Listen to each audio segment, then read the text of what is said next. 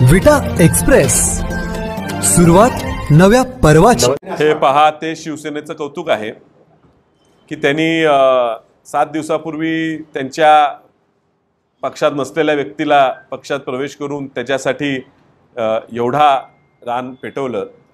का पेटवलं, त्याच्या मागे काय कारण आहे, हे तुम्ही प्रश्न विचारता। मला माहित असते तर मी उत्तर दिलं असतं। भाजपकडे जाता जाता वंचित मार्फत शिवसेनेत प्रवेश केलेल्या व्यक्तीसाठी ते एवढं लढतात। मला वाटते त्याच पद्धतीनं आत्तापर्यंत तरी वसंतदादा घरासाठी आम्ही प्रामाणिक काँग्रेस पक्षावर राहिलेलो आहे, एवढे वर्ष त्यांच्यावर राहिलेलो आणि आजही राहतो। कुठल्याही प्रलोभनांना, कुठल्याही सत्तेच्या हौसापोटी आम्ही कुठे गेलेलो नाही। म्हणून आमचा काँग्रेसमध्ये अजूनही मान शिल्लक असेल असं आम्हाला वाटते। ते दिसेल एका दोन दिवसात। साहेब, ती कोंडी कधी झाली? उमेदवारी अर्ज एबी फॉर्म भरायच्या शेवटच्या दिवशी झाली, त्यामुळे अजून आता झालेलं नाही आणि आज चर्चा करणार काय?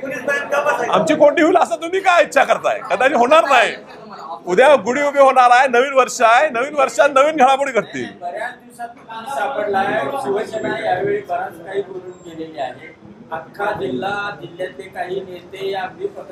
मलाही भरपूर बोलायची इच्छा आहे, मात्र आज मुद्दा खूप महत्वाचा आहे। विश्वजित कदम हे काँग्रेस पक्षाचे मोठे नेते आहेत। त्यांनी जी लढाई लढली ही काँग्रेस पक्षाच्या सामान्य कार्यकर्त्यासाठी। विशाल पाटील हा महत्व नव्हता, ही जागा काँग्रेस पक्षाकडे राहिली पाहिजे ह्या मुद्द्यासाठी ते मांडत होते। उमेदवार कोण आहे का, विशाल पाटलाचा जन्मसिद्ध अधिकार आहे, हेच लढलं पाहिजे असं काय नाही। ही काँग्रेसचा अधिकार आहे, हा काँग्रेस लढलं पाहिजे। आता योगायोगाने ह्या ठिकाणी काँग्रेसने मला नेमणूक दिलं म्हणून मी म्हणत नाही की मला अधिकार आहे, माझा आजूबाजू वडील, मी जराही म्हणत नाही।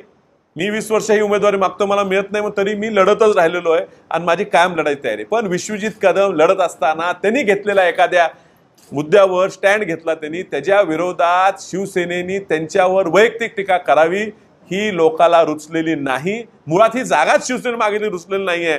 त्याला विरोध करणाऱ्या माणसाला तुम्ही बोलता हे रुचलेलं नाहीये। पण राऊत साहेबांचा आदर आम्हाला ठेवायचा आहे, कारण राऊत साहेबच ह्या ठिकाणी उद्धवजी बरोबर ह्या महाराष्ट्रात आवाज उठवणार आहेत आणि त्यांचा मान ठेवून त्यांना विनंती की हा मुद्दा हा तुम्ही खूप वैयक्तिक घेतलेला आहे, हा जरा वैयक्तिक न घेता हा मोठा विचार करून काँग्रेस, शिवसेना, राष्ट्रवादी, महाविकास आघाडी, भाजपला पाडणे एवढा पुरतं मर्यादा ठेवावा। महिन्याभरात हा विषय संपणार नाही, 22 तासात हा विषय संपेल असं वाटतं? हे कधीतरी डेडलाईन असते, कदाचित संपणार नाही, कदाचित 19 पर्यंत चालू राहील। आज आपल्याला सांगता येत नाही। हे बघा, मला उमेदवारीची खात्री 4 महिन्यापासून 6 महिन्यापासून आहे। पण हे बघा, शेवटी माणसाची तयारी असली पाहिजे, निकाल कसाही जाऊ शकतो। त्यामुळे ज्या होईल त्यावेळी बघू, निकाल लागल्यावर पुढची